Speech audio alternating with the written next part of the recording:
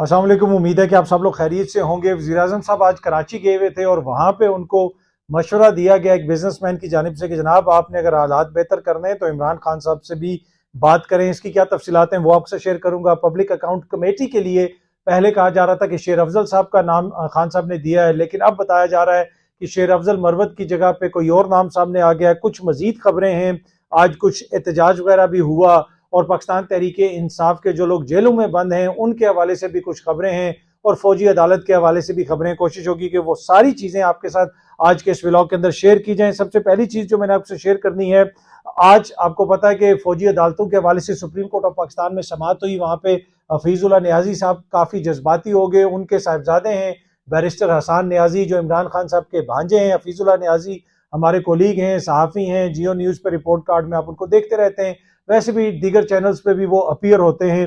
तो आज वो वहाँ पे काफ़ी जज्बाती हो गए। उन्होंने कहा कि मुझे नहीं पता कि मेरा बेटा कहाँ पे है, वो जिंदा भी है या नहीं जिंदा, हमारी मुलाकात नहीं करवाई जा रही। और इसके अलावा दीगर जो लोग थे वहाँ पे आए हुए थे फैमिलीज के, उन्होंने भी मीडिया से बात की और इसी किस्म के तहफ़्फ़ुज़ात का इजहार किया कि हमारे लोगों को या जो जो भी लोग गिरफ्तार हैं उनको सुप्रीम कोर्ट के हवाले किया जाए। इन वे वो ये कह रहे थे कि उनको सिविलियन जो अदालती निज़ाम है उसके हवाले किया जाए। इसके हवाले से पाकिस्तान तहरीक इंसाफ ने प्रेस कॉन्फ्रेंस वगैरह भी की, वहाँ पे मुख्तलिफ बातें हुई, ये सामने आप देख सकते हैं। इसकी वीडियो भी तहरीक इंसाफ ने ट्विटर के ऊपर शेयर की हुई थी कि हम दहशत गर्द हैं, यहाँ जो माएँ बहनें बेटियाँ इंसाफ मांगने आई हैं वो दहशत गर्द नजर आते हैं आपको। तो इस तरह की बातें हुई उस प्रेस कॉन्फ्रेंस के अंदर। फिर बैरिस्टर सलमान नियाजी जो इमरान खान साहब के वकील हैं, कोर कमेटी के मेंबर हैं, तहरीक इंसाफ से उनका ताल्लुक है, उन्होंने भी एक प्रेस कॉन्फ्रेंस की। उन्होंने कहा कि माजी में जब दहशत गर्दों के फौजी ट्रायल होने थे तो उसके लिए आइन में तरमीम की गई, लेकिन यहाँ पे सियासी वर्कर्स को पकड़ लिया गया, एक सियासी जमात से वाबस्ता लोगों को पकड़ लिया गया और बगैर किसी आइनी तरमीम के उनके मुकदमात भेज दिए गए हैं फौजी अदालत को। तो उन्होंने भी इसके ऊपर तहफ़्फ़ुज़ात का इजहार किया। दूसरी जानिब पाकिस्तान तहरीक इंसाफ की जो ख्वातीन इस वक्त जेलों में हैं उनकी भी मुख्तलिफ खबरें सामने आ रही हैं। आलिया हमजा मलिक और सनम जावेद साहिबा को सरगोदा की पुलिस के हवाले कर दिया गया है रिमांड पे गालिबन एक हफ्ते के लिए, जो खबर आ रही है। वहां से एक वीडियो भी आई जब उनको पुलिस लेके जा रही थी, तो आप देख सकते हैं कि आलिया हमजा मलिक और सनम जावेद साहिबा जो हैं उन्होंने उस पुलिस वैन के अंदर से नारे लगाए, उन्होंने कैदी नंबर 804 के नारे लगाए, उन्होंने इमरान खान की तस्वीर वाली कोई शर्ट्स वगैरह भी उठाई हुई थी जो उन्होंने उस पुलिस वैन की जाली पे लगाई, क्योंकि ऑब्वियसली वो पुलिस वैन बंद थी। लेकिन आलिया हमजा मलिक और सनम जावेद जो हैं आपको पता है काफ़ी अरसे से कैद हैं। उनके साथ डॉक्टर यास्मीन राशिद साहिबा भी हैं, दीगर भी उनके लोग हैं। और आलिया हमजा और जो सनम जावेद साहिबा हैं उनको रिसेंटली सरगोदा पुलिस के हवाले किया गया, वहां पे उनको शिफ्ट किया गया। ये साइड पे आप वीडियो भी देख सकते हैं, इस वीडियो के अंदर आपको नजर आ रहा है कि वो पुलिस वैन जा रही है, वो तस्वीर भी आप देख सकते हैं। और इसमें उन्होंने नारे भी लगाए दोनों शख्सियात ने। सनम जावेद ने कल एक खत भी लिखा जेल से, उसके अंदर उन्होंने लिखा कि नौवां केस, 12वीं गिरफ्तारी, 14 रोजा, 1 रोजा, 7 रोजा, मसलसल 22 रोजा का जिस्मानी रिमांड, मगर क्या फायदा, लीडर कल भी वही था आज भी वही है, इमरान अहमद खान नियाजी। सताकर देख ले जालिम तेरी ताकत जहां तक है, हमें तो देखना यह है कि तू जालिम कहां तक है। सनम जावेद साहिबा ने ये शेर भी लिखा और खत भी लिखा जेल से। अब खत लिखने की अगर बात की जाए तो यास्मीन राशिद साहिबा ने भी खत लिखा है जेल से। उन्होंने चीफ जस्टिस ऑफ पाकिस्तान को खत लिखा है और उसमें उन्होंने खत के मतन में डॉक्टर यास्मीन राशिद साहिबा ने चीफ जस्टिस को बताया है कि ज़िमनी इलेक्शंस में तारीखी धांधली हुई है, दीगर जो आइनी और कानूनी मसाइल चल रहे हैं इस वक्त, जो मुबैना आइन की खिलाफ वर्जियाँ हो रही हैं, उसका भी उन्होंने जिक्र किया अपने खत के अंदर। और मोअज़्ज़ज़ चीफ जस्टिस साहब को ये खत लिखा। इससे पहले इमरान खान साहब भी ये खत लिख चुके हैं। उससे पहले हफीजुल्लाह नियाजी साहब जो आज आबदीदा हो गए कोर्ट के अंदर, वो भी चीफ जस्टिस साहब को खत लिख चुके हैं और उस पर बहुत सारे सहाफ़ियों ने दस्तखत भी किए थे उस खत के ऊपर, और वो फौजी अदालतों के हवाले से था जहां पे सिविलियंस के ट्रायल हो रहे हैं। अच्छा जी, आज शेर अफजल मरवत साहब की ख्वाजा आसिफ साहब से कोई मुलाकात हुई है। ये साइड पे आप वीडियो देख सकते हैं, ये पार्लियामेंट हाउस की वीडियो है। सहाफ़ी हैदर शराज गर्देजी साहब जो हैं उन्होंने शेर अफजल मरवत साहब से पूछा, शेर अफजल मरवत साहब कहीं से निकल रहे थे कि जनाब ख्वाजा साहब से, ख्वाजा आसिफ से आपकी मुलाकात कैसी रही। तो आगे से शेर अफजल मरवत साहब ने पूछा कि आपका ताल्लुक किस चैनल से है, और उन्होंने फिर ये भी पूछा, जो सहाफ़ी हैं गर्देजी साहब, उन्होंने पूछा कि क्या अब आप पब्लिक अकाउंट कमेटी के मजबूत उम्मीदवार हैं, आप ख्वाजा आसिफ से भी मिल के आए, तो अब ख्वाजा आसिफ से उनकी मुलाकात क्यों हुई? इसलिए कि वहां पे उस वीडियो के अंदर शेर अफजल मरवत साहब ने उसको डिनाई नहीं किया। उन्होंने कहा कि हमारी होती रहती हैं मुलाकातें और पब्लिक अकाउंट कमेटी के अलावा और भी बहुत सारे मामलात हैं। तो क्या आप ये तहरीक इंसाफ ने ख्वाजा आसिफ साहब से रब्ता किया है या शेर अफजल मरवत साहब ने कोई इनफरादी हैसियत में रब्ता किया है?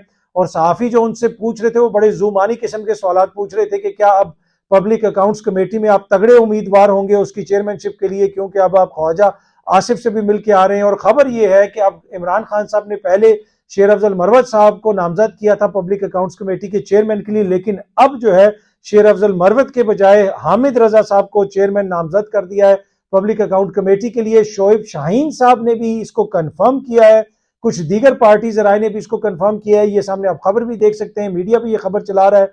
और इस खबर के मुताबिक अब हामिद रजा साहब जो हैं वो पाकिस्तान तहरीक इंसाफ की तरफ से पब्लिक अकाउंट कमेटी के चेयरमैन होंगे। और ऐसे में ख्वाजा आसिफ साहब से शेर अफजल मरवत साहब की ये जो मुबैना मुलाकात है ये क्यों हुई? हो सकता है कि आने वाले दिनों में शेर अफजल मरवत साहब इस हवाले से कोई मजीद तफसीलात शेयर करें। कोई भी तफसीलात होंगी तो हमारी कोशिश होगी कि आपके साथ शेयर की जाए। अच्छा जी, आजकल मुल्क में तरक्की की बड़ी बातें हो रही हैं, बिजनेस इन्वेस्टमेंट की बातें हो रही हैं। तरक्की का राज क्या है? जाती तौर पे इंसान कैसे तरक्की कर सकता है, इसका एक बड़ा इंपॉर्टेंट राज है, एक ऐसा सीक्रेट है जो पाकिस्तान में शायद बहुत कम लोगों को पता है।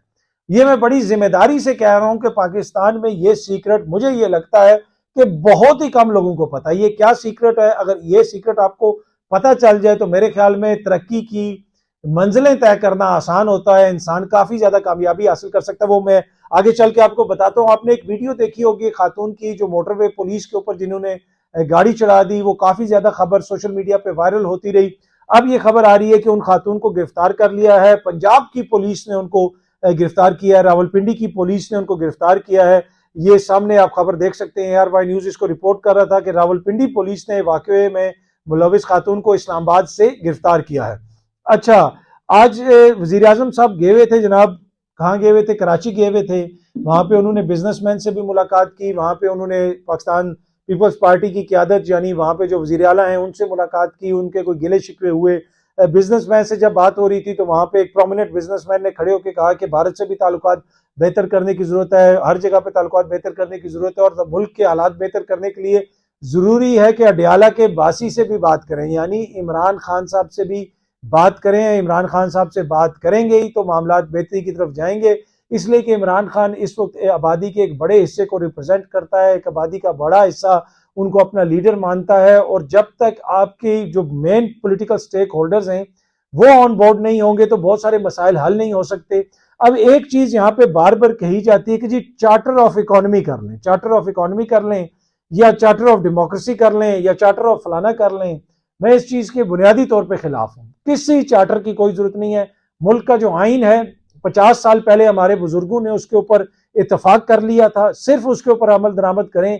बाकी किसी चीज के ऊपर किसी कौम का भी कोई इतफाक नहीं होता। हर किसी की इकोनॉमिक पॉलिसी अपनी होती है, हर किसी की सियासी पॉलिसी अपनी होती है। चार्टर ऑफ डेमोक्रेसी या चार्टर ऑफ इकोनॉमी से क्या फायदा होगा जब आप आइन को ही नहीं मानते, 90 रोज में इंतखाबात ही नहीं करवाते। तो अगर इस मुल्क में कोई चीज बेहतरी की तरफ जानी है तो उसके लिए जरूरी है कि आइन और कानून के ऊपर अमल दरामद हो। आज बनी गाला के बाहर वहां पे एहतजाज भी हुआ, कुछ लोगों लोकल लोग जमा हुए, वहां पे उन्होंने नारे वगैरह लगाए।